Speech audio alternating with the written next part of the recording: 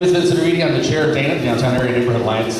We appreciate you guys being here. This is a great turnout, right? When mostly people know the names of the Kardashians more than they do their city council members. So this is a great turnout. We appreciate you guys getting involved and being here. Let's see. We're gonna join me in welcoming our candidates. Aaron Edwards, Mike Gardner.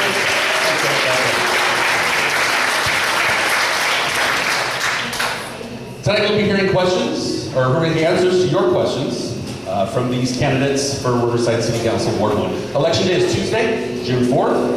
This is an all mail-in ballot election, so there's no going to the polls. Ballots must be postmarked no later than election day or deposited at a ballot drop-off location by 8 a.m. on election day, June 4th. This election has one difference. Given a new state law, municipal elections must be consolidated with statewide primary and general election dates.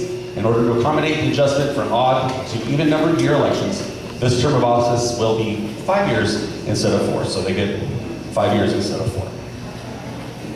Stakes are high.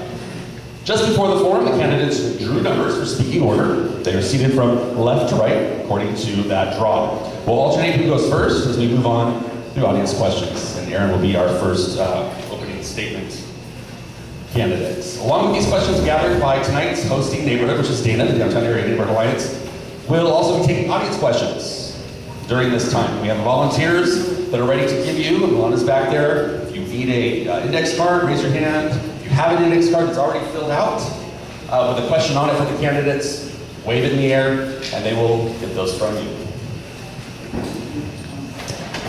We'll give last call for questions after the candidates' opening statements, okay? And we'll take last call for those. If we do not get your questions answered, or if you don't hear your question posed to the candidates, they will be here after the forum, and you can talk to them directly, okay? Our moderator for this evening is Maureen Kane. Some of you might recognize her, a former city councilwoman from 1993 to 2002. And she is currently the director for the International Institute of Municipal Clerks. Did I get it? Welcome, Maureen.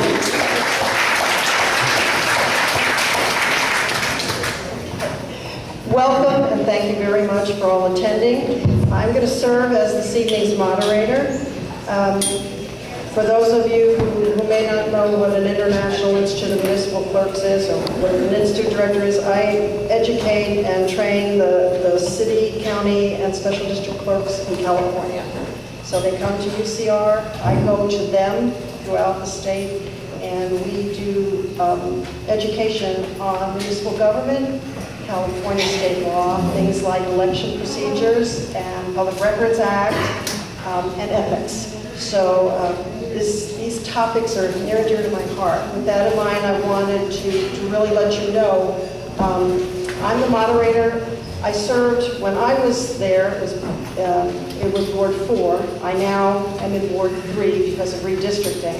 I do not have a horse in the race. I am not part of the Ward 1 group, and so I wanted to assure you that I truly come as an independent moderator this evening. I know all 3 candidates, and I really am thrilled that they're putting their hat in the ring and offering their services to the community. So I wish Ward 1 well. As a former council member, I know how important it is that you select someone who understands your issues and can bring thoughtful conversation to the topic about the entire running of the city, but also how it affects your neighborhood. So with that, I'm really excited to be able to participate. I just have to share with you, this is my first time on this side of the table. I was always on that side of the table. So tonight's my first opportunity to be the person who says you have to stop talking. Okay? Just to review, our format is very simple. Our candidates are going to have 2 minutes to give an opening statement.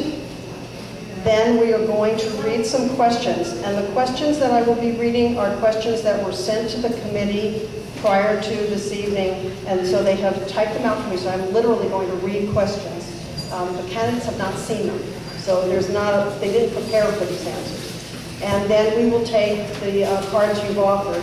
The committee will tried to take the cards and see if they fit into categories, you know, where a lot of people are asking questions about the same thing. And I'll try to somehow phrase the question or bring up the topic so that maybe it addresses a number of people's questions. With that in mind, please remember that after we complete this process, there will be a time after the meeting where you'll be able to talk to the candidates. So perhaps if your question didn't get asked or you didn't understand perhaps their personal response, you'll have the opportunity to meet them personally and talk to them. And then when we finished our whole process of all those questions and we're told it's time, then they will each have the opportunity to do a 1-minute closure. I'm a stickler for time because I think it's part of being fair is everyone gets the same amount of time. So when we say your time is up, that means you complete your statement. Doesn't mean you go into another paragraph of information, okay? So please remember that. That when we say time is up, you need to finish your statement and just stop, okay? Speaking of time, I'd like to introduce our timekeeper for this evening, Roxanne Robbins, right there. She's got a stopwatch, and she's got cards to count down so that the folks will know how much time they have. So it's color-coded. That says 30 seconds, so they'll know they've only got 30 more seconds to speak so they can start wrapping up, and then the dreaded red, okay? Okay, ground rules. Obviously, the intention is to have a thoughtful conversation and for people to be able to hear the responses of the 3 candidates, not for people to cheer in the audience or to, you know, to kind of have a scene for their candidate or to boo the people whose response they don't like. So with that, I want to tell the candidates, don't feel pressured to use all the time. If you answer a question and that's your answer, don't feel like you have to keep rambling, because sometimes you get in trouble if you do that. So just answer it and complete your statement, and then we'll move on. We can use the time. We'll stop you if you run over.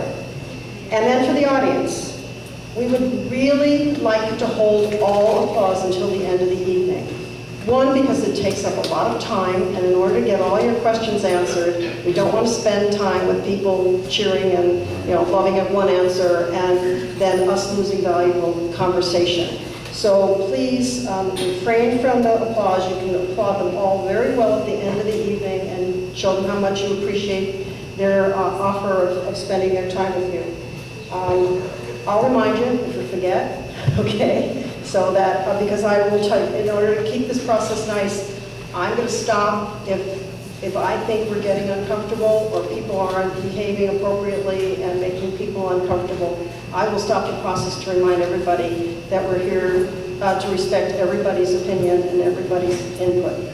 So whether you like the question or whether you like the answer, please be respectful and remember that people are giving their thoughtful answers. Okay, we are going to begin our opening statements with Aaron, and we're going to go from left to right for this. So Aaron Edwards, and we'll just go down the row, and then when I start asking the questions, I will start with Michael and go down, and then the next question I will start with Philip, so that everybody gets to be a first, a second, and a third. They all get a chance to be in the heat of giving the first answer, and they all get to wrap up. And then when we do the closing statements, we will start and we'll go in the opposite direction. Michael gets to be in the middle both times.